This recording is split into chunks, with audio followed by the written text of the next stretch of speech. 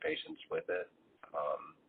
You know, but potentially, like, again, cut down operative times and stuff like that. But and then you know, improve the utilization of a machine that they already have. So it's from a hospital perspective. Like, if you already have one, I think it's all pluses. But if you don't already have one, then you still got to get through the process of actually getting one in the building. And I think that would, to me, that would mostly depend on having the urologists want it. What type of a role does risk management play in the decision around whether or not you have a robot or don't have a robot, and which procedures they're used in? None at all.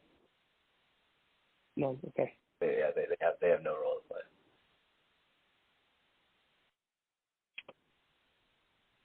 Okay. We're coming up here. We've got about 6 minutes left. So, Jim, do you want to? Yeah, let me throw in one in there from back there a minute. When you're talking about the ability to rotate inside the space, or ability to reach around corners, what types of devices would you want on that tip that can now turn around corners? What do you want to be able to do around that corner? Yeah, so you would want something. With like kind of a blunt tip that you can use to dissect, kind of like just separate tissue. You would want something that can cut. You know, scissors, like, you know, is obviously kind of what we're used to using. And then you would want something that can grab.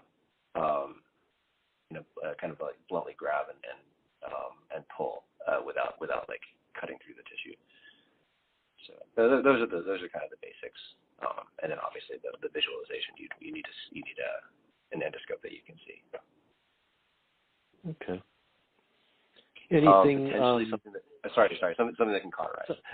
That's the thing we desperately need most in these operations that we still don't have anything good for is a cauterization tool. Okay. Is that in these tools, I take it, are available as standard for the Da Vinci systems, but they just are too big to go up through the nose, or what's the situation there then? I don't know. I don't really know the full range of attachments. Okay. But I would imagine yes. What do you? Too big. Okay. Are there other technologies you're interested in? We've been asking all these questions about robotics. Are there other technologies you're interested in that you think could have a big impact on you, your practice, or your patients, or your team in general?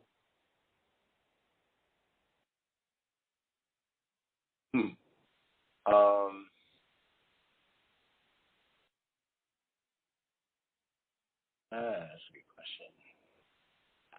I'm just not a very creative person. Like, usually somebody else comes up with the good ideas, and I'm like, oh, that sounds like a good idea. It's really like, I mean, everything that I work on is like kind of the avoidance of surgery. So I honestly I think, like, you know, we're kind of at a point in surgery where the big impacts are in finding ways to avoid having surgery. That's pretty impactful. It certainly is a major cost reduction if you can. Are there things that are emerging in that space? That I'll give you just a couple of good examples are like, you know, endovascular or interventional neuroradiology type of procedures like stenting and coiling of aneurysms, that sort of thing, right? Like, right. Game changer for aneurysm treatment, and then so far, like, the results haven't been quite as good versus carotid endarterectomy, but hey, it's not surgery, right? So, you know, so lots of people are trying to adopt it and stuff like that for that, even though it hasn't shown benefit. Like, that was a real game changer. You know, coiling aneurysms and now stenting it, or doing flow diverters for aneurysms. Like, that's really big. That hasn't been a cost reduction. Like, it's still cheaper to have that surgery